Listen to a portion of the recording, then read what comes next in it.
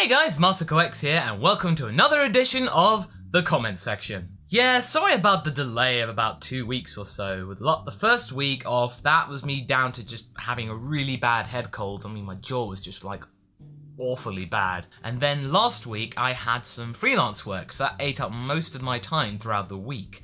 So that kind of put a blinker on that. But before I begin, I actually want to say and remind you all that I actually have postcards available. These ones right here. And if you wish to have my autograph on here or whatever you'd like me to write on the back of these, just ping me a message on Twitter at MasterCoX and then we can arrange something. Or if not, you can send a stamped addressed envelope to Lawrence Simpson, PO Box 203, Borden, GU35 5DS. As well as if you want to send me other little gubbins and fan art on whatever you wish to send, which I will then feature on this channel. Thank you for this announcement, and now, on to the questions! I want to know how many states you've been to in the United States. Which ones? Well, I've definitely been to Michigan, I've been to New York, I've been to Florida, Texas, Nevada. I went to Las Vegas one time for Little Creevo's wedding. Illinois, Maryland, been to Washington DC, Alabama, Virginia. So I guess maybe about like 10, but it's mostly been on the East Coast for the moment. There haven't really been many West Coast conventions that have either invited Team 4-Star or myself, so that could change, who knows? What's something you absolutely love about anime and absolutely hate about anime? Well, what I love about anime really is just about how inspirational it can be, because there are just so many great examples of character development. Like, whenever you start off an anime, you don't necessarily see that same character go all the way through to the end. They change in some way. There's some kind of evolution. Whereas with Western cartoons, before, not so much now, there wasn't really any development. It was kind of just like one episode of the day and you get that same character forever. They might learn something, but then they go back next week and not learn a single thing. It changes, it evolves. But what I hate about anime is the fact that nowadays it tends to want to pander towards the young male demographic and have boobs and butts and panty shots and all that kind of stuff. It's a bit cheap, really. I mean, I think one good example was the creator of Elfen Lied made a newer series called Brynhilda in the Darkness, and I thought that was going to be really cool. But then as it went on, there was way too much fan service for my liking. And yes, I know, Elfen Lied had its own share of fan service, but it was more discreet, and it wasn't as overt as Brynhilda in the Darkness was. So that kind of change really unsettled me. It's a bit of a shame, really, but yeah, that's what I don't like about anime these days. Pandering. Did you ever watch the infamous Dragon Ball GT? If yes, what are your thoughts on it? I did watch GT. Well, at least most of it. And honestly, I think it's okay. It's not terrible. The first 40 episodes aren't terrible, because that's where the original run of Dragon Ball GT was meant to last, to the end of Super 17's arc, but then they tacked on another 24 episodes with the whole Omega Shenron type thing. They just resorted to using Kid Goku again. They should have just used it as a continuation, having Trunks, Pan, maybe Goten. Maybe have those three go out and have an adventure. Why Goku? Oh wait, Goku sells. Oh well. I feel like it definitely showed that Toriyama had very little to no involvement in this production, and that's a real shame. That's why I like Super. He adds more direction with Toriyama, so I feel it's more authentic. What is your favourite Pokemon generation / game? I had the most fun with Pokemon X, really, just because of the new graphics and the new immersion and kind of stuff. But I did love Generations 5 Pokemon White. Soul Silver and Diamond and Platinum felt very over encumbered with loads of stuff to do. It felt really feature rich, like too rich. Whereas I felt like Pokemon White kind of pared that back a little, and it went back to basics. And I felt more in tune with the story, and I felt it had more of an evolution in terms of the plot, as in there actually was one. Pokemon X, that was a lot of fun too, just to be able to customize a character, and it felt more like my adventure. So yeah, it's a bit of a mixture of Generation 5 and Generation 6, although Generation 1 will always hold a special place in my heart, because, you know, it's the OG. You gotta. How did you get into anime? And what was your first anime? It actually came down from my brother, because my brother was into anime in the early 90s to mid 90s. He had a lot of the kind of gory stuff. Like, I remember he had a VHS of Urutsuki Doji, Legend of the Overfiend. Thankfully, I didn't watch that when I was 9, so I watched Project A-ko. Project A-ko is probably the one I remember the most from when I was that age. probably Samurai Pizza Cat, even though it was really changed for the localization in the US and the UK. It was still funny and weird. So I guess it's a mixture between Project A-ko and Samurai Pizza Cats. Despite what GT did to Pan, would you say that the way her name ties into Videl and Gohan's family is kind of brilliant? In keeping with the Son family tradition, it is named for a kind of food, with it being bread this time. With Videl's side of the family, she is named after the Greek spirit Pan, who would later become the basis for the cloven-hoofed interpretation of the devil. Finally, it is named after a kind of flute which ties into Piccolo. Whoa. I mean, that's not a question, but I just had to include that because that's brilliant. Mine. Do you know how to speak any other languages? What are your top 3 languages you want to learn? Well, I did learn French for the longest time, from like the age of 4 to 19.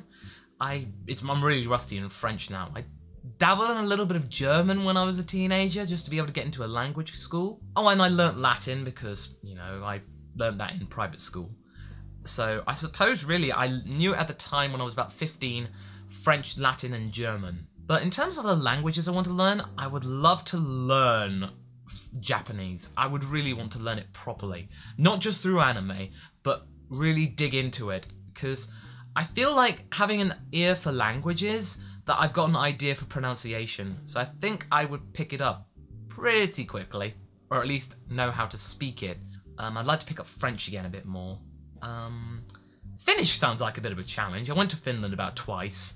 And it's just such a really interesting language. I'd love to pick it up, or at least try and converse in it. How did you meet the TFS crew and Little Karibo? Well, that old story of meeting them all in 2007 and having mutual passions of work for each other's Abridged series, that's a bit of old hat. But the most interesting one was when we met for the first time in person. In 2009, it was YomaCon in Detroit, Michigan. It was the first ever convention we'd been invited to as guests. And the first person I saw was Lanny. And I remember running over the hotel car park and shouting, "Lanny!" And he just looked around and he was like, "Masako?" And that was the first time we had a hug, and it was just really weird because we didn't know what to think of each other. I mean, we knew each other from all our works and stuff, but man, it was weird. Then meeting Kaiser, that was really trippy. And Taka was just like, he ran out of the car that he arrived at the hotel in and just bear hugged all of us. For the first time, the team at the time was complete. And then Little Karibo showed up a few hours later, and that was just really strange because we were all so shy and awkward with each other, but within a couple of days, we just become truly good friends. We knew that we'd be friends for life, and having to part, that was painful. I remember crying when Taka left. I remember crying when they all left. Yeah, leaving cons is really hard sometimes. I'm pretty sure you all know that. Why did you decide to do your Goku voice that way? Well, it was all of an evolution from the old Neighborhood Cluck days, because I remember when I kind of like did Goku like this, so having the hero type thing here, a little lower, not as playful, but it would be around here. And honestly, he was a bit of a jerk in those interpretations, but when we came to do Team 4 Stars Goku, I replaced that, but then kind of made him a little higher, but due to my inexperience, I kind of just kept him really kind of more rounded and stuff, so he was like that. Over time and direction with Kaiser Neko over Skype, we kind of like got a good thing about with Goku being a lot more playful and a lot more exuberant and a lot more passionate. Kind of like that. Have you ever had experiences with bumping into fans while you were just out in public? Not like events, but just an ordinary day. There have been a couple of times. One time that is really strong in my mind.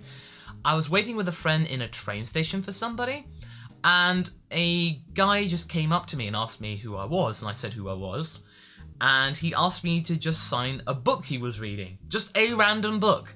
And I signed it, and he was just so happy. We talked for a few minutes, and then he had to go and catch a bus, and unfortunately we had to part ways. What is your opinion on Ruby? What do you think are its pros and cons? I remember your tweet a long time ago that you said Yang and Goku have made good friends. Is she your favorite character? I really need to catch up on Ruby, but honestly, I feel like Ruby is a great bastion of creation from YouTubers and internet creators. It's the entire consensus at large thinking, we want to make a show. Let's just go do it. Yeah, there was Red versus Blue, but Ruby was a whole other animal, really. Making this whole thing in CGI right from the ground up, it was a massive undertaking, and Monty God rest his soul, did a really stunning production.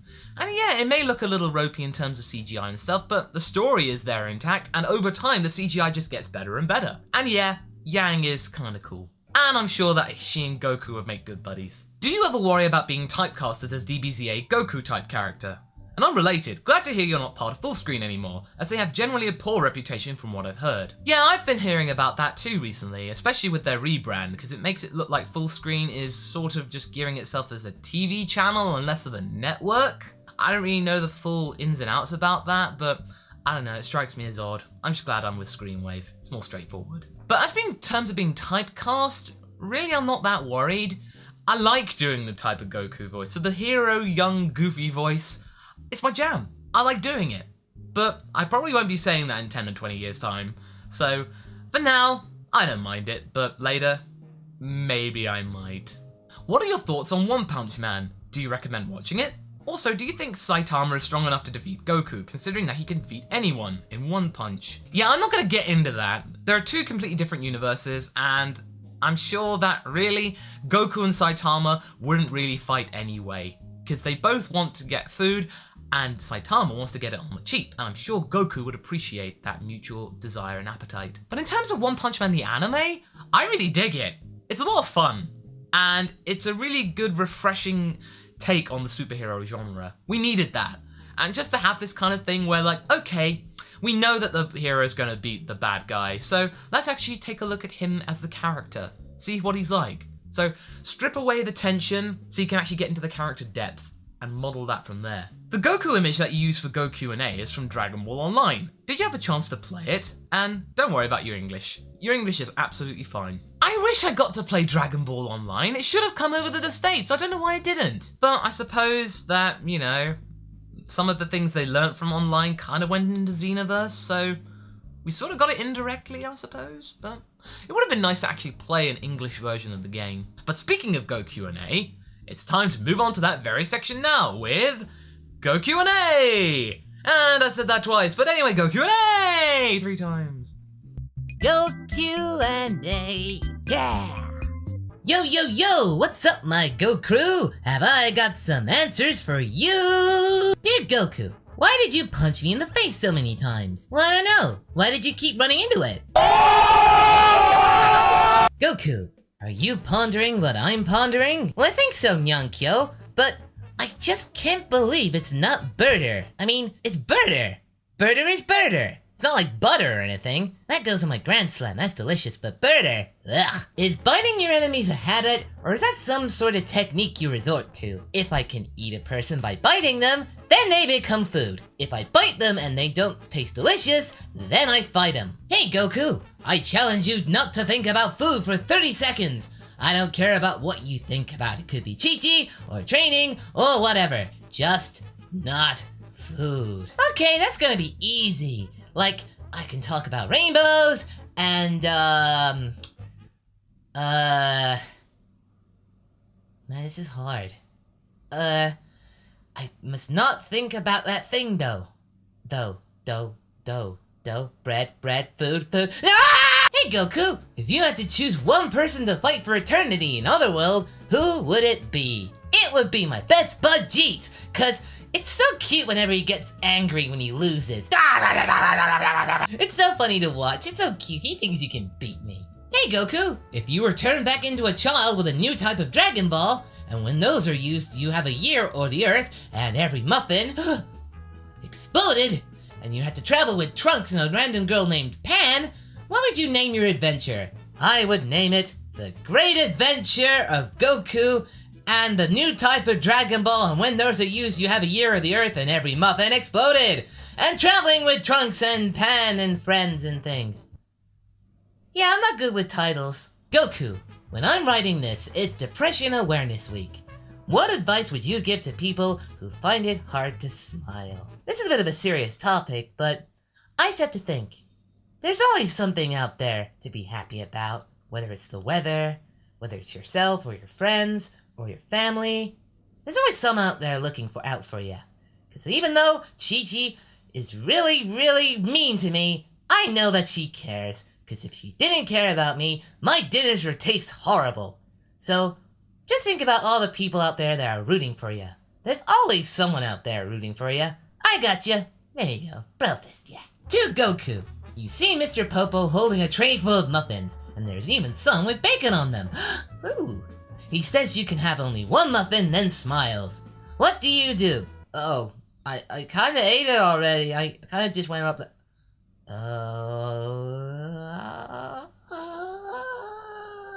Go Q&A, yeah!